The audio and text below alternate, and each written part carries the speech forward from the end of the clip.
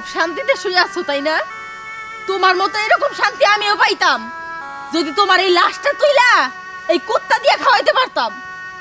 মানুষের স্বামী, তাদের বউ, সন্তান, তাদের জন্য কত কিছু কইরা যায়, কত কিছু রাইখা যায়। আর আমার কি কপাল, বিয়া কইরা যতদিন সংসার করছো অন্যের বাড়িতে লুকায় রাখছো, কোনোদিন নিজের বাড়িতে নাও নাই। বাড়ি ঘর আছে কি না আছে তাও আমি জানি না। আমার কথা বাদই দিলাম, আমার এই পোলাটা সমাজে কেমনে বড় হইব, কেমনে মানুষ হইব, মানুষ ধিক্কার দিব, কোনোদিন স্কুলে পড়তে পারবো না। কি নিয়ে পড়বো? আমি তো বিধবা, আমার তো টাকা পয়সা নাই। আমার সন্তানরা সমাজে কোনোদিন বুক ফুলায় চলতে পারবো না। আমার পোলা সব সময় ভাববো তার বাপ তার জন্য কিচ্ছু রেখে যায় নাই, কিচ্ছু কইরা যায় নাই, তার বাড়ি ঘর কোনো কিছু নাই। আমার সন্তান একটা রাস্তার সন্তান হয়ে মানুষ হবো শুধুমাত্র তোমার জন্য। নিজে তো মইরা গিয়ে ভাইসে গেছো, আর আমারে বাসায় নাই যাও, মরার মতো বাঁচতে হইতেছে। আমি এই বাচ্চাটা নিয়ে কই যাব, কই থাকবো? কিছু নাই, বাপের বাড়ি হারাইলাম, তোমারে বিয়ে কইরা শ্বশুর বাড়ি তো কোনোদিন চোখেও দেখলাম না। আমারে কি এইভাবে তিলে তিলে মরার জন্য রাইখা গেছো? তোমার সাথে নিয়ে যাইতে পারতা না? কেন নিলা না? আমি আল্লাহর কাছে কই তোমার মতো এরকম কুজাত স্বামী যেন কোনো নারীর জীবনে না আসে। আল্লাহ যেন তোমার জাহান্নামী করে, তুমি যেন কোনো দিন কোনো কালে সুখ না পাও। যতটা কষ্ট তুমি আমার আর আমার বলারে দিছো তার থেকে দ্বিগুণ কষ্ট যেন আল্লাহ তোমার ওই মাটির নিচে দেয়। আল্লাহ যেন তোমার সাথে আমার কোনো কালে আর দেখা না দেয়। মানুষ তাদের স্বামীর কবর প্রতি সপ্তাহে সপ্তাহে এসে জিয়ারত করে, আর আমার ইচ্ছা করতেছে কি জানোস, তোর কবর আমি থু থু দেই। স্যার, আপনি কি মরহুম তুহিন চৌধুরীর ওয়াইফের সাথে কথা বলেছিলেন? ও আচ্ছা, ভুলেই তো গিয়েছিলাম। ওয়েট,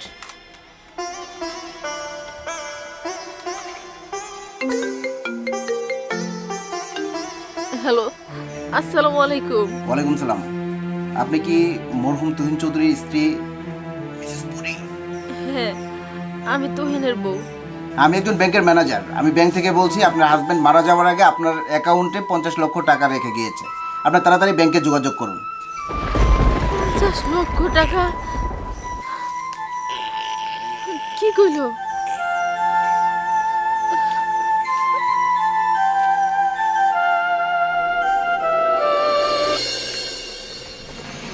এক্সকিউজ মি, আমি যদি ভুল না করে থাকি আপনি মিস পরি? হ স্যার, আমি তুহিনের বউ।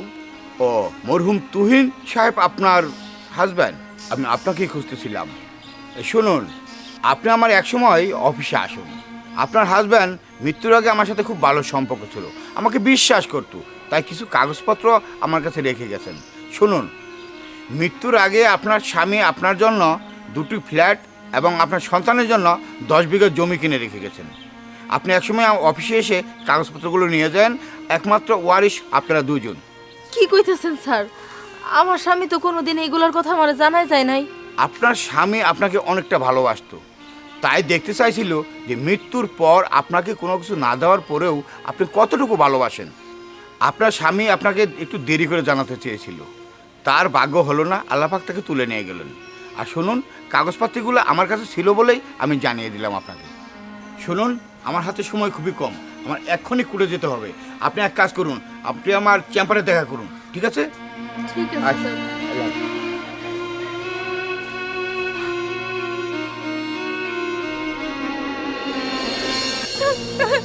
স্যার। তুমি আমার এত বড় শাস্তি কেন দিলা? আমি তো জানি নাই তুমি আমাকে জন্য এত কিছু রেখে গেছো, এত কিছু কইরা গেছো।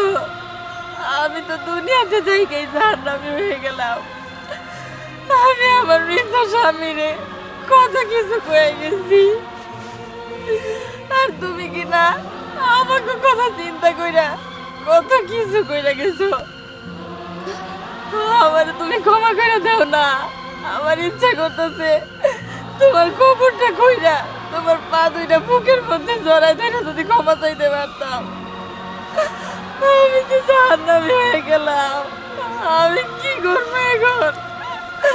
তুমি আমারে ক্ষমা কইরা দাও না, আমি বুঝতে পারি নাই তুমি আমাকে এত ভালোবাসতা। তুমি আমাকে সমাজে স্বীকৃতি দেওয়ার জন্য এত কিছু কইরা গেছো। আমি এই বাড়িতে এই ঘরে এত টাকা পয়সা দিয়ে আমি কি করব? এই ঘরে আমার স্বামী নাই, তুমি নাই, আমি কেমনে থাকবো?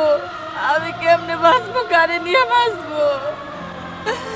তোমার বলে না দুনিয়াতে কারে বাপ করে রাখবো? ওর তো বাপ থাকলো না, এত কিছু তাই কেউ কি হইলো কও? বাপ বলে ডাকার মতো তো কেউ থাকলো না।